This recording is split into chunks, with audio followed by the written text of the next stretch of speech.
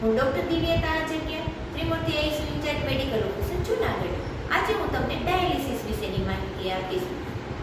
આગળના વિડીયોમાં આપણે જાણ્યું કે જ્યારે દર્દીની સંપૂર્ણપણે કિડની ખરાબ થઈ જાય ત્યારે એને ડાયાલિસિસ કરાવવું પડતું હોય છે. તો આજે આપણે જાણીશું ડાયાલિસિસ એટલે શું, કયા દર્દીઓએ કરાવવું જોઈએ, ડાયાલિસિસના ફાયદા અને ગેરફાયદા. સૌપ્રથમ જાણીએ ડાયાલિસિસ. ડાયાલિસિસ એટલે જ્યારે જે દર્દીની કિડની સંપૂર્ણપણે ખરાબ થઈ જાય છે અને તે કામ કરી નથી શકતી, એ પેશન્ટને ડાયાલિસિસની જરૂરિયાત રહે છે. તો સૌપ્રથમ જાણીએ કિડનીના કાર્યો શું છે. કિડનીના મુખ્યત્વે 5 કાર્યો છે. સૌપ્રથમ પહેલું કાર્ય છે લોહીનું શુદ્ધિકરણ કરવું, કે લોહીમાં જે ઝેરી તત્વો હોય છે યુરિયા, ક્રિએટિનિન, એનું કિડની પેશાબ માટે બહાર નિકાલ કરે છે. બીજું કાર્ય છે શરીરમાં પ્રવાહીની માત્રા જાળવવી, એટલે જ્યારે આપણે પાણી પીએ છીએ તે શરીરમાં વધારાના પાણીને કિડની ફિલ્ટર કરીને પેશાબ માટે બહાર કાઢે છે. પરંતુ જેની કિડની ખરાબ થઈ જાય છે તેના શરીરમાં પ્રવાહીનું જમા થાય છે. ત્રીજું કાર્ય છે લોહીના દબાણનું નિયંત્રણ કરવું, એટલે કે કાબૂમાં રાખવું. ચોથું કાર્ય છે રક્તકણોનું ઉત્પાદન કરવું, એટલે કે લોહી બનાવવાના ઘટકને ઉત્પાદન કરે છે.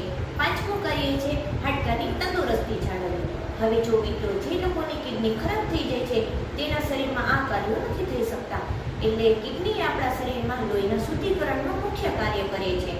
હવે ડાયાલિસિસ, તો ડાયાલિસિસ શબ્દ આપણે સૌ કોઈ જાણીએ છીએ, પરંતુ ડાયાલિસિસમાં શું હોય છે, કેટલી કલાક કરવાનું હોય છે અને ક્યાં થાય છે અને તેનો ખર્ચો શું છે તેના વિશેની હું માહિતી આપીશ. સૌપ્રથમ જાણીએ ડાયાલિસિસ. ડાયાલિસિસ એટલે જેની દર્દીની કિડની ખરાબ થઈ જાય છે તે દર્દીના લોહીને શુદ્ધિકરણ માટે એક મશીનમાં એ લોહીનું ફેરવવામાં આવે છે, એટલે કે ફિલ્ટર કરવામાં આવે છે. ડાયાલિસિસ મશીન એક એવું મશીન છે કે જેને આપણે કૃત્રિમ કિડની કહી શકીએ, કે જેમાંથી 2 નળીઓ, એટલે કે એમાં ડાયાલિસિસ કેથેટર નામનું જે સોય હોય છે એ દર્દીના શરીરમાં બેસાડવામાં આવે છે. તે મુખ્યત્વે ગળાના ભાગે અને સાથળની બાજુમાં બેસાડવામાં આવે છે. અને બીજી રીત છે ફિસ્ચ્યુલા.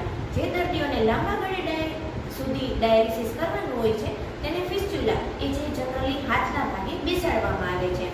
હવે જાણીએ ડાયાલિસિસ કેવી રીતના થાય છે. તો જે આપણે કીધું કે ડાયાલિસિસ કેથેટરની સોયમાં 2 નળીઓ આવેલી હોય છે. એક નળી દ્વારા આપણા શરીરનું તમામ લોહી અંદર જાય છે ડાયાલિસિસ મશીનમાં, કે જેમાં કૃત્રિમ કિડની કે ફિલ્ટર આવેલું હોય છે, જેમાં લોહીનું પરિભ્રમણ થાય છે અને શુદ્ધિકરણ થાય છે. અને બીજી નળી દ્વારા એ શુદ્ધ થયેલું લોહીને શરીરમાં પાછું નાખવામાં આવે છે. આ પ્રક્રિયાને ડાયાલિસિસ કહેવામાં આવે છે. હવે ઘણા લોકો પૂછતા હોય છે કે ડાયાલિસિસ કરનાર વ્યક્તિ શું રૂટીન કામ કરી શકે છે? તો હા મિત્રો, ડાયાલિસિસ જે વ્યક્તિનું ચાલુ હોય છે તે રોજબરોજની ક્રિયા કરી શકે છે, તેમજ ઘણા દર્દીઓની તંદુરસ્તી સારી હોય તો તે નોકરી પણ કરી શકતું હોય છે. હવે જાણીએ ડાયાલિસિસ કેટલી કલાક કરવાનું હોય છે. તો જનરલી ડાયાલિસિસ 3 થી 4 કલાક કરવામાં હોય છે, પણ દરેક વ્યક્તિની તાસીર અનુસાર અને ડૉક્ટરને માર્ગદર્શન હેઠળ કરવામાં આવતું હોય છે. હવે જાણીએ કે ડાયાલિસિસથી થતા ફાયદાઓ અને નુકસાની. જો દર્દીનું ડાયાલિસિસ કરવામાં આવે તો નાની ઉંમરની દર્દીઓને આયુષ્ય 15 થી 20 વર્ષ સુધી જીવાડી શકાય છે, અને જે વ્યક્તિઓ 50 વર્ષથી ઉપરના હોય છે તે વ્યક્તિઓને ડાયાલિસિસ પછી 5 થી 10 વર્ષ સુધી આયુષ્ય કરી શકાય છે. હવે જાણીએ કે ડાયાલિસિસના ગેરફાયદાઓ.